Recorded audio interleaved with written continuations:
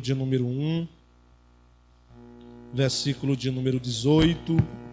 Hoje vamos concluir a mensagem que nós começamos terça-feira, lembrando aos irmãos que estamos em uma série de mensagens com a temática A Mensagem Paulina para os Nossos Dias. Hoje é a sexta mensagem dessa série e a nossa ideia é nós ministrarmos duas mensagens em cada carta de Paulo.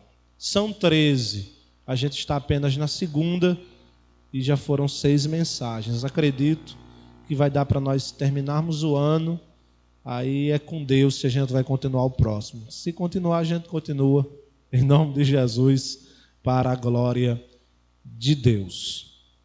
1 Coríntios capítulo 1, versículo de número 18, sempre lembrando aos irmãos aquela prática.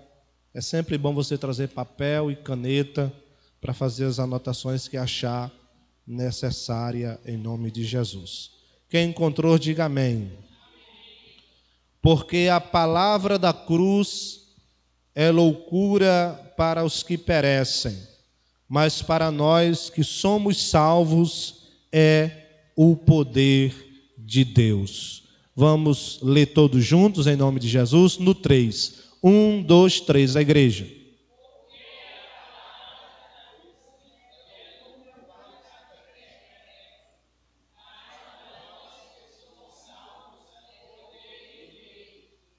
Meus irmãos, terça-feira iniciamos a reflexão bíblica deste texto e começamos a falar aqui sobre os 4 grandes privilégios da cruz. Eu expliquei terça-feira, contextualizando a igreja de Corinto, trazendo para os irmãos as dificuldades, o contexto que essa igreja estava inserida, falando que o apóstolo Paulo foi aquele que plantou essa igreja naquela cidade. Falamos aqui sobre os problemas internos que essa igreja enfrentava, a questão da dissensão, da contenda, a questão da prostituição, a questão do litígio entre os irmãos. Falamos sobre a questão da liturgia do culto, que era um pouco desvirtuada, não era o culto do entendimento, era o culto da bagunça, onde se levantava 2, 3 profetas, onde falava-se línguas, a grande maioria, e havia pouco interesse por interpretá-las. Falamos sobre a liturgia do culto de Santa Ceia, onde Paulo orienta a forma certa da igreja fazer o culto da liturgia da Santa Ceia. Falamos aqui sobre o contexto da cidade de Corinto, que era uma cidade corrupta. O próprio nome Corinto significa corrupção, prostituição.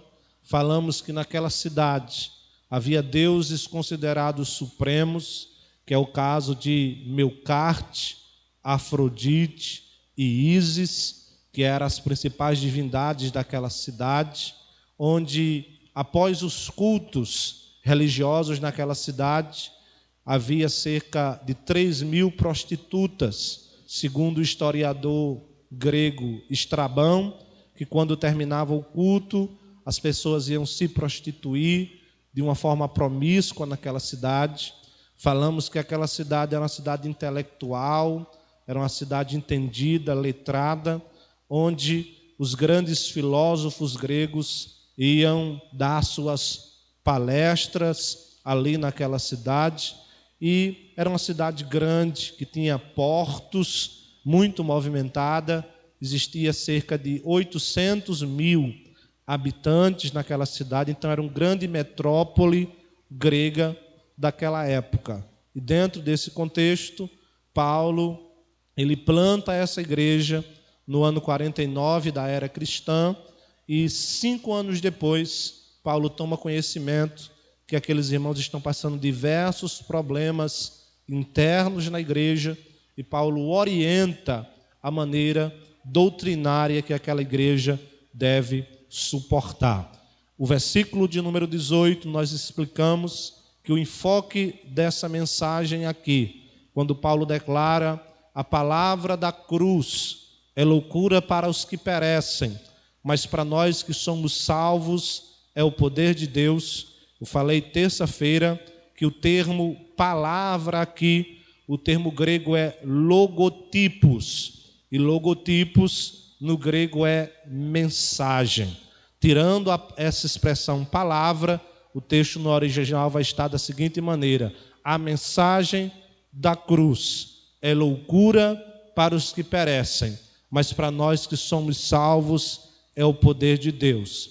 Expliquei a parte A e a parte B deste versículo, onde nós entendemos que a palavra da cruz era loucura para os filósofos gregos que por lá passaram, porque a palavra da cruz era uma palavra de vida eterna, e na visão dos filósofos gregos em especiais, não existia vida eterna. Então para eles era loucura, mas Paulo disse: para vocês pode ser loucura, mas para nós que somos salvos é o poder de Deus, dando enfoque que o crente tem esperança na cruz do Calvário. E esta esperança, ela trouxe-nos, essa mensagem, 4 benesses. Nós falamos terça-feira sobre a bênção da reconciliação, onde todos nós estávamos intrigados de Deus, mas o sacrifício de Cristo na cruz do Calvário derribou a parede de separação e colocou de volta a amizade com Deus, fazendo dos 3 povos um: judeus, gentios e igreja, ter acesso ao Pai. O segundo privilégio dessa mensagem que nós falamos terça-feira foi o privilégio da substituição, que aquela cruz não era para ser de Jesus, que aquela morte não era para ser de Jesus, era para ser nossa, e Jesus, como cordeiro mudo perante os seus tosqueadores, veio e foi até a morte como sacrifício vicário, substituto, voluntário, por amor a mim e a você. O privilégio da substituição. Hoje nós vamos falar sobre os 2 últimos privilégios que a mensagem da cruz nos trouxe. E o terceiro privilégio da morte de Cristo na cruz é o privilégio da justificação. A morte de Cristo na cruz do Calvário justificou aqueles que receberam a morte de Cristo como saída para a vida eterna. Quando nós falamos da mensagem de Cristo na cruz, nós estamos remetendo ao que Paulo descreveu em Filipenses capítulo de número 2, a partir do versículo de número 5, Paulo declara: de maneira que hajam em vocês o mesmo sentimento que houve também em Cristo Jesus, que sendo ele homem, foi obediente até a morte e morte de cruz, pelo que também Deus o exaltou soberanamente e lhe deu um nome que está acima de todo nome, para que ao nome de Jesus Cristo todos os joelhos que estão nos céus, todos os joelhos que estão na terra e todos os joelhos que estão debaixo da terra confessem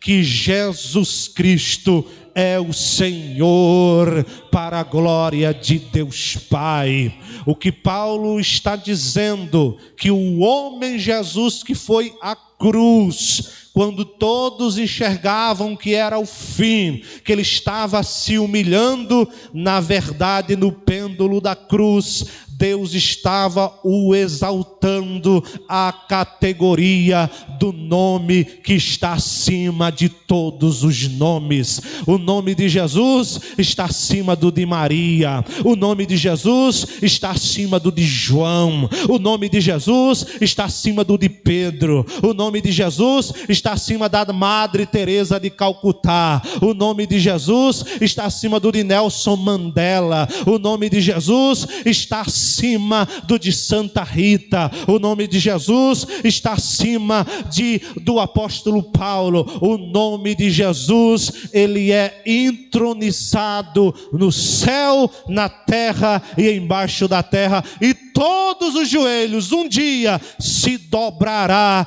perante a sua glória. Aleluia. Você pode levantar a mão e dar glória a Deus por isso. O nome de Jesus está acima de todo nome que se nomeia no céu, na terra e embaixo da terra. Diga amém. É por isso que essa mensagem é poderosa, porque foi na cruz que Jesus, o seu nome, ganhou o título que está acima de todos os nomes. Glória ao nome de Jesus Cristo. O terceiro privilégio da cruz é o privilégio da justificação. O que é justificação, irmão Isaac? O termo que Paulo usa em Romanos com mais frequência é dikaiosis. Dikaiosis dá a ideia de declarar inocência, declarar alguém inocente, trazer alguém à inocência. É um termo do julgamento judicial que significa anúncio de um veredito favorável, de um veredito que torna alguém justo, de uma sentença dizendo ele está justificado e apresenta as provas porque ele está justificado. Então a palavra é dikaiosis, que significa declarar justo, retirar sentença. Foi isso que a morte de Cristo fez na cruz do Calvário por nós. Ele tirou a sentença que era contrária e nos declarou justificados diante de Deus. Retirou a nossa culpa e declarou-nos justo diante de Deus, diante dos acusadores e diante do diabo. O termo hebraico A2 para justificação no Antigo Testamento, um deles é sadak e o outro é ripio, que dá a ideia de passar a mão sobre. A ideia é quando o seu filho, a sua criança, faz uma arte e o pai, que é mais veemente, mais viril, quer corrigir ele com umas palmadas. Mas a mãe olha assim e vê que tem como retirar aquela sentença. Se ela chegar com jeito e dizer, meu amor, ele vai aprender, vamos apenas orientá-lo, guarda o cinto, guarda a sandália, guarda as palmadas. Por hoje, vamos passar a mão, vamos justificar. Foi o que Jesus fez quando Deus estava irado no pecado de Adão. Jesus foi à cruz e passou a mão sobre a nossa cabeça, justificando diante de Deus, e disse, papai, não fulmine Isaac não, não fulmine Adriano não, ele pecou, ele peca todos os dias, mas eu vou como sangue puro, um sangue carmesim, justificar e tirar a sentença dele e dar uma segunda oportunidade para a humanidade. A morte de Jesus na cruz por nós, igreja, é a segunda oportunidade que Deus está nos dando. Aproveite ela, porque Jesus nos justificou. Então justificar isso é retirar a sentença, é declarar justo, é declarar inocente, mesmo você tendo culpa. Foi isso que Jesus fez. Diga amém. Essa justificação, irmãos, igreja do Senhor, ela é em 3 instâncias. Porque há alguns julgamentos que têm algumas instâncias, sim ou não? O de Deus que nós passamos também teve algumas instâncias. E essa justificação foi em 3 instâncias, irmão Alcione. A primeira instância da justificação de Jesus por nós na cruz está em Romanos 3:24. Se você puder, abra sua Bíblia e acompanhe. Romanos 3:24 está escrito: a primeira instância da justificação que Jesus fez por nós na cruz está escrito desta forma: sendo justificados gratuitamente pela sua graça. Primeira instância de justificação. Jesus nos justificou pela sua graça. A graça de Jesus é suficiente para nos justificar. A graça de Jesus é suficiente para perdoar o teu pecado. A graça de Jesus é suficiente para alcançar a sua dificuldade. Tem alguém que acha que existe algum pecado que Deus não possa perdoar? Pois eu declaro esta noite, imbuído da autoridade da palavra: não existe pecado que a graça de Deus não possa alcançar e perdoar. Não existe pecador, não existe sujo, não existe moribundo, não existe promíscuo, não existe prostituto, não existe fornicário, não existe idólatra que a graça de Jesus não possa alcançá-la, porque a graça de Jesus alcança de eternidade a eternidade o coração das pessoas. A graça nos justifica. E essa graça, além de nos justificar, ela nos abraça, Isaac. A graça nos abraça, Daniela. A graça nos abraça, igreja. A religião quer nos esnobar. A religião, às vezes, quando você peca, quer te mandar lá para fora. Alguém que diz assim: se for para viver pecando, é melhor viver lá. Eu digo o contrário: continue pecando e continue vindo ouvir a palavra de Deus. Eu digo ao contrário: você vai passar por dificuldades na carne, mas continue vindo ouvir a palavra de Deus, que um dia a graça de Deus vai lhe abraçar por intermédio da palavra. E quando eu digo para você continuar pecando, eu não estou dizendo que você vai fazer da graça um estímulo para você pecar. Não, Senhor. O que eu estou dizendo é que quando você vai ouvindo a palavra, quando você vai lendo a palavra, quando você vai estando onde a palavra está sendo ministrada, esta palavra vai gerando e a graça de Deus vai transformando. Aonde abundou o pecado, vai superabundar, vai encher, vai transbordar da graça de Deus na sua vida. Essa graça não nos recusa. Essa graça não nos coloca para fora. Essa graça nos abraça, irmãos. Exemplo. João capítulo de número 8. Você pode acompanhar na sua Bíblia. Jesus está ensinando no templo, o povo se assenta, e daí a pouco os escribas e os fariseus trazem uma mulher fragada no ato de adultério. E ele chega e apresenta as acusações. Jesus, está aqui uma mulher fragada no próprio ato de adultério. Jesus, a lei de Moisés manda que as que assim procedem sejam apedrejadas. Eles estavam esperando que Jesus fosse ficar sem reação, Adriano. Eles estavam esperando que Jesus fosse ficar sem alternativa. E Jesus pega o dedo e começa a escrever no chão. Eu não sei o que ele escreveu, não me pergunte, ninguém sabe. Eu sei que ele começa a escrever. Parece que eu vejo a cena. Ele escreve e olha. Ele escreve e olha para os acusadores. E quando os acusadores estão esperando uma resposta, dizer, pode apedrejar, Jesus ergue-se para eles, endireita e diz, o primeiro de vocês que não tiver pecado, faça o favor, atire a primeira pedra. Aleluia.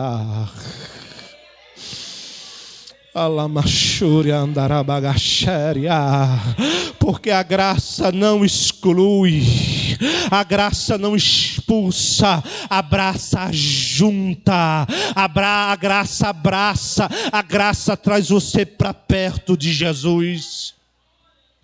E Jesus continua escrevendo, e eles estão esperando Jesus dizer outra coisa, como Jesus não diz mais nada, o texto diz assim, e cada um largaram as pedras e foram saindo, começando pelos mais velhos até os mais novos, foram tirando em retirada. Aí Jesus diz, mulher, cadê os que te acusavam? A mulher disse, foi embora. Jesus diz, eu também não te acuso. Vai em paz e não peques mais. A graça abraça, a graça não acusa, a graça não passa o dedo na sua cara dizendo que você é um prostíbulo, dizendo que você não presta, dizendo que você não serve. Eu já ouvi aqui e acolá alguém dizendo, aquele ali não serve mais para Jesus, serve, aquele ali não presta mais para caminhar, presta, a graça te abraça.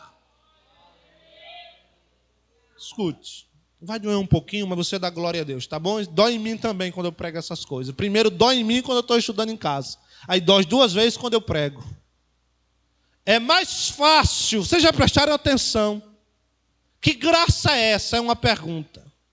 Que é mais fácil a gente receber um pecador que estava lá lançado nas drogas, na prostituição, na idolatria, um marginal que matou 10, quando levante as mãos e aceita Jesus, a igreja começa a chorar, ai que coisa maravilhosa, todo mundo chorando. Mas vocês já prestaram atenção o quanta dificuldade a gente tem quando alguém daqui de dentro cai para nós abraçarmos? Que graça é essa que abraça o que vem de lá e expulsa o daqui? Culto da palavra. Eu tenho o dever de ensinar a esta igreja. A mesma graça que abraçou o marginal que veio de lá é a mesma graça daquele que caía aqui dentro. A mesma graça que alcançou aquele que veio de lá, que alcançou Priscila, que era do mundo do crime, que vai vir pregar sábado aqui, é a graça que abraça quando o jovem desse escorregar, quando a irmã dessa escorregar, quando um obreiro escorregar, a graça está disponível dizendo, a graça permanece a mesma e não lhe exclui, ela traz você para perto, ela está disponível hoje e agora. Levante a mão e agradeça a Deus por isso. Temos que parar, irmãos, de querer expulsar quem caiu, de querer acusar quem escorregou. Não. Baixa a crista, tira primeiro o arguelho do teu olho, fica no teu lugar dando glória a Deus. Se não puder ajudar quem caiu, não atrapalha. Ora, mas não exclua, sigamos o exemplo da graça. Abracemos quem caiu. Glórias a Deus. A graça abraça. Segundo, a graça justifica. Foi o que aconteceu com a mulher adúltera. Jesus justificou, perdoou, mas a graça não lhe dá guarida para você viver na superabundância do pecado. A graça diz, eu te perdoo, agora vá e não peque mais. Faça diferente. Amém? A graça é suficiente. 2 Coríntios, capítulo de número 12, Paulo diz, Ele está falando dele mesmo. Conheço homens, se no corpo, se fora do corpo, não sei. Deus o sabe. Foi, há 14 anos, foi arrebatado ao terceiro céu, que ouviu coisas inefáveis que ao homem não compete saber. Eu fui... Este homem, com certeza Paulo está falando dele, ouviu coisas inefáveis, mas para que eu não me exaltasse, porque quando o homem quer se exaltar, Jesus manda um espinho para ele entrar no prumo, descer do pedestral e ser humilde. E Paulo está falando dele mesmo, para que eu não me exaltasse, pelo que eu vi lá, me foi colocado um espinho na carne, a saber, um mensageiro de Satanás, para esbofetear a minha carne. E 3 vezes eu fui orar ao Senhor para que Ele tirasse de mim esse espinho. Sabe o que Jesus disse para Paulo? Não, esse espinho é para demonstrar que você não tem dependência. Você é dependente de mim, você é meu, você vai para onde eu quiser, você vai fazer a minha vontade. Os espinhos da carne às vezes é para você lembrar que tem alguém que comanda você.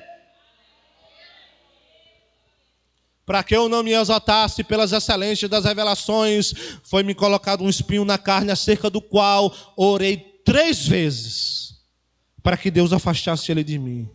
E a resposta, versículo 8 e 9, de Jesus para Paulo: Paulo, vou afastar não, mas deixa eu dizer uma coisa que vai lhe consolar. A minha graça te basta, porque o meu poder se aperfeiçoa na fraqueza.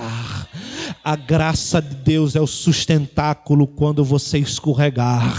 A graça de Deus é a força quando você estiver desanimado. Sabe aquele dia que você amanhece dizendo: vou lançar tudo para o alto, vou entregar minha carteirinha de crente, vou sair do ministério, não vou mais caminhar para a igreja, vou acabar o meu casamento, vou jogar tudo para cima. Aí você vai ouvir a voz do Espírito Santo dizendo para você: a minha graça te basta, meu servo, a minha graça te basta, minha serva. A graça de Jesus é suficiente, ela vai lhe ajudar a você seguir. Aleluia. A graça de Deus vai lhe ajudar, irmão.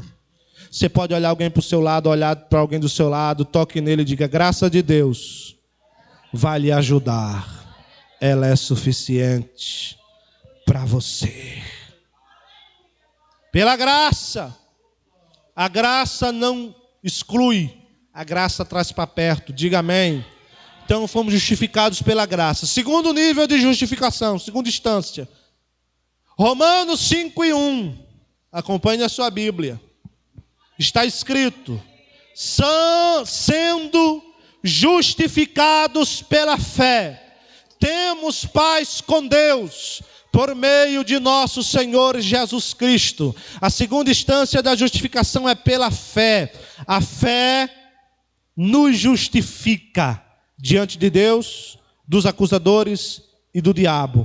A fé é suficiente para a salvação. A fé é suficiente para lhe justificar e me justificar diante de Deus. Exemplo, Efésios capítulo 2, versículo 7 e 8 está escrito: porque pela graça sois salvos, por meio da fé. E isso não vem de vós, é dom de Deus. Não vem das obras para que ninguém se glorie. O que Paulo está dizendo é: a salvação é exclusiva pela fé, não vem das obras. Você pode, meu irmão, dar 100 cestas básicas por mês, isso não vai levar você à salvação. É a fé que salva. Você pode distribuir as fazendas para os pobres, isso não vai lhe salvar. O que salva é a fé. Você pode dizimar 3 vezes ao mês, isso é importante, mas não vai lhe salvar. O que salva é a fé. Você pode se colocar e dizer: eu quero fazer um voto para a igreja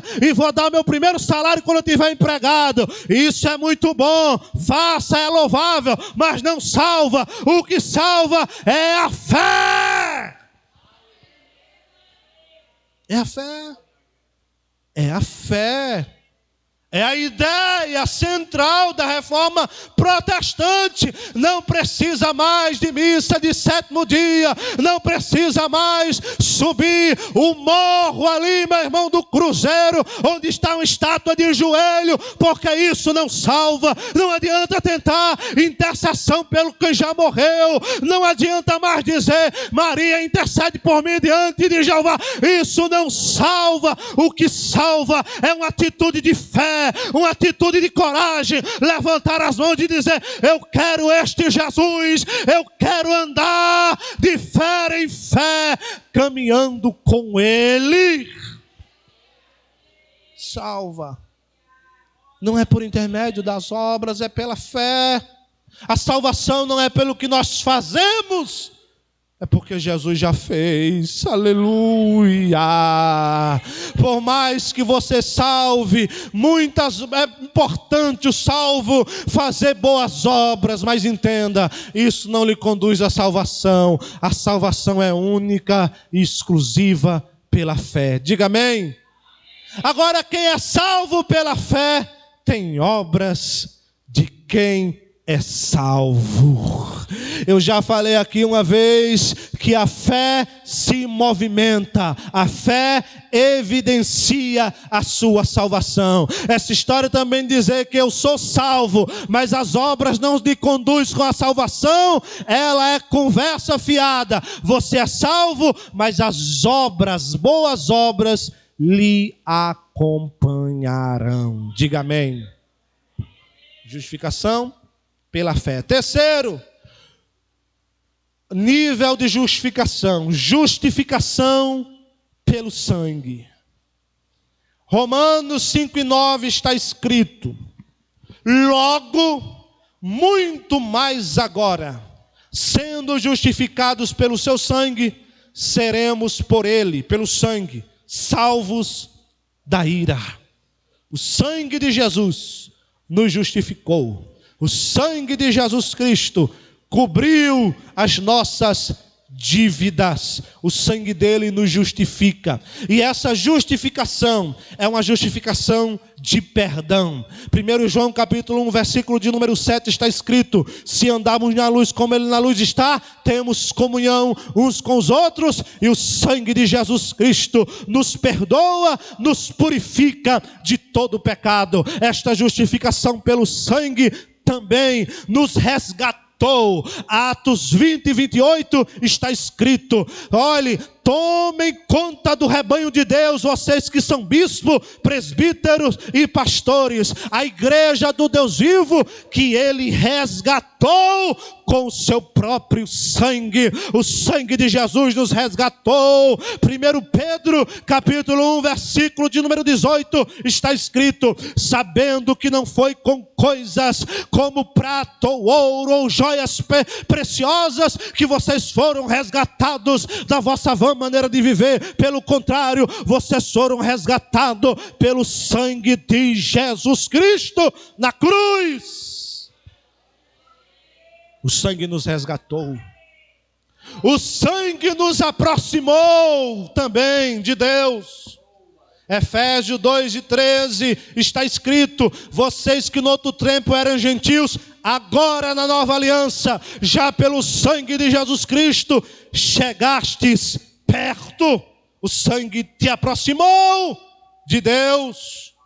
O sangue também nos comprou. Você não está à venda, meu irmão. Você não está à venda, meu irmão. Você foi comprado pelo sangue de Jesus Cristo. Você não tem preço, você tem valor. Apocalipse 6:8 está escrito que os serafins cantavam lá na eternidade, dizendo: olha, bendito é aquele, santo é aquele que nos comprou pelo seu sangue na sua morte na cruz.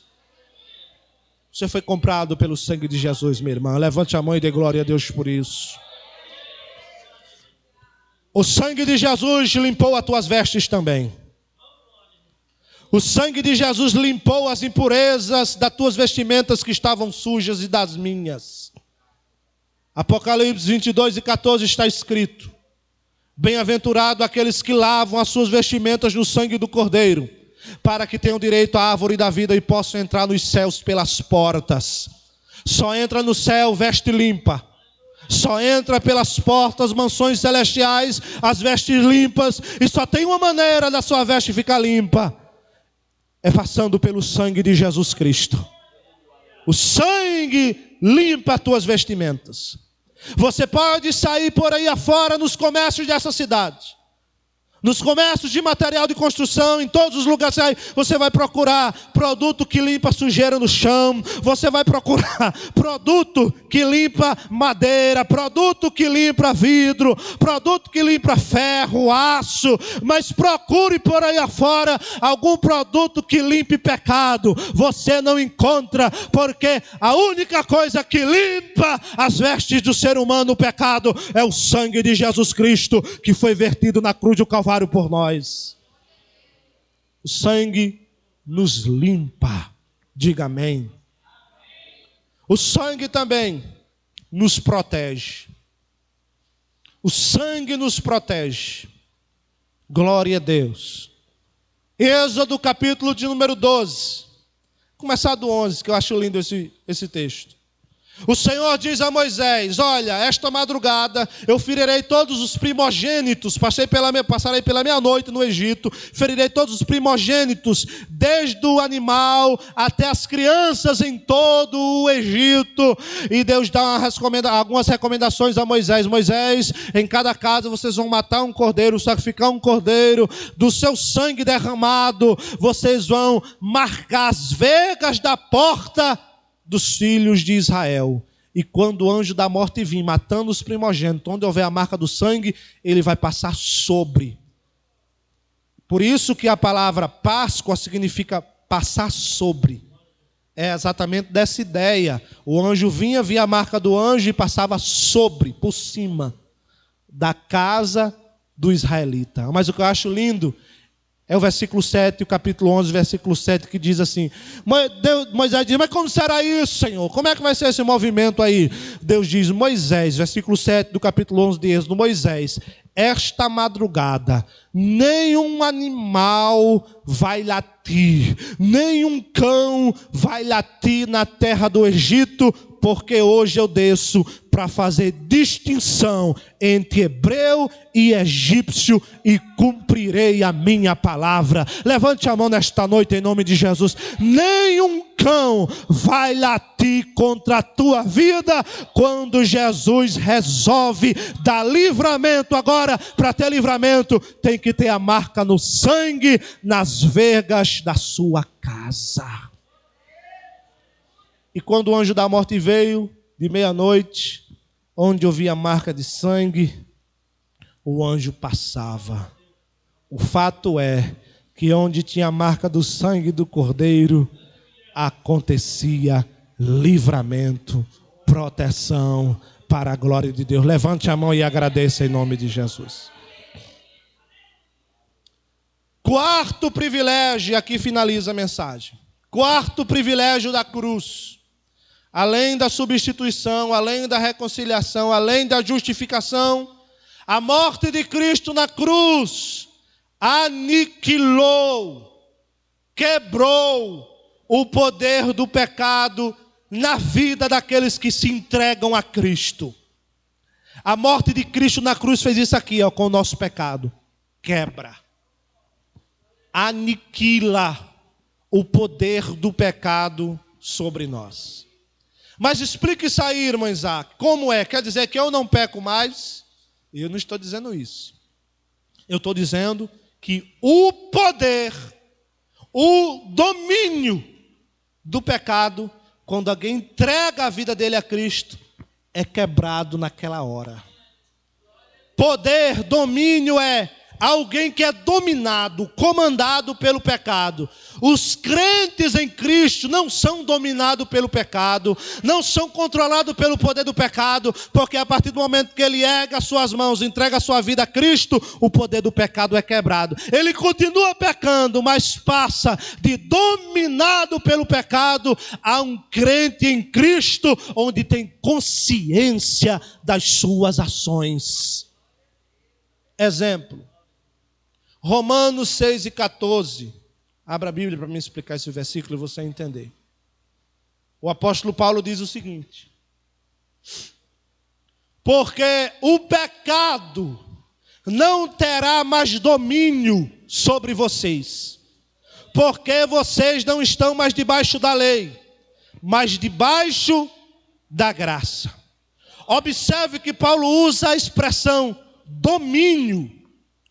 O pecado não terá mais domínio ou poder, ou seja, a partir de Cristo, a partir da minha crença, da minha entrega ao sacrifício de Cristo na cruz, aquele domínio é quebrado pela morte dele. O pecado não terá mais domínio sobre vocês, porque vocês não estão mais debaixo do jugo da lei, que para alguém ser salvo tinha que fazer sacrifícios, rituais. Não, agora vocês estão debaixo da graça.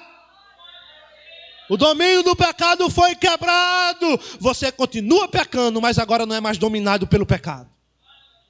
Vocês vão continuar pecando, mas agora o pecado não tem mais poder sobre vocês, porque a minha morte quebra esse poder, esse domínio, esse vício insistente de pecar, esse controle total do domínio do pecado sobre nós. Diga amém, irmãos. Fazem igual um pregador que tem por aí afora, ele sempre diz: se você não der glória a Deus depois dessa explicação, está rindo para você. Diga glória a Deus. O domínio do pecado foi quebrado sobre nós. A diferença é que aquele que entrega a sua vida a Cristo, ele peca, mas tem consciência, porque o Espírito Santo está lhe orientando. Você caiu, mas lembre-se, você tem um advogado. Jesus Cristo, o justo, está disponível para te perdoar todos os dias. O mundano não. O mundano peca, cai, se mela de lama, e quanto mais peca, não tem consciência que o Espírito Santo não está nele. Então ele está dominado, a mente, o coração, a vida. Você não. O domínio do pecado não lhe domina mais, porque quando você entregou sua vida a Jesus, o Espírito Santo entra na sua vida e começa o agente de transformação a cada dia. Diga glória a Deus. Conclusão. E aonde ele quebra esse pecado? Fiquemos de pé. Onde, em qual momento ele quebrou esse domínio do pecado sobre nós? Em qual momento? Jesus Cristo na cruz do Calvário, ele falou 7 expressões. Depois eu vou pregar sobre elas aqui uma série de mensagens, mais para frente, sobre 7 expressões da cruz. Na cruz, Jesus falou 7 expressões.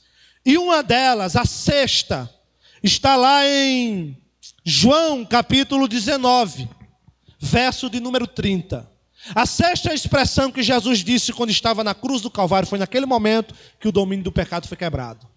Quando Jesus havia um vaso com vinagre dentro, pegaram uma esponja, uma espécie de madeira de 1,5 metro, e pegaram com isopo, uma espécie de bucha, de recipiente, levaram até a boca de Jesus, onde ele estava na cruz, ele bebendo aquilo. O termo ali para vinagre é oxos, vinho azedo. Era uma bebida entorpecedora para que as forças de Jesus fossem reativadas na cruz e ele demorasse mais tempo vivo para sofrer mais. Ele tomando o vinagre, o verso número 30 destaca: e tomando ele o vinagre disse: está consumado, está pago, está feito. Ali o poder do pecado foi quebrado sobre a humanidade. A palavra está pago, está feito, vocês sabem, é muito conhecida a palavra é tetelestai, que significa pago, feito, concretizado. Quando Jesus disse está consumado, ele estava dizendo exatamente isso: eu paguei o preço,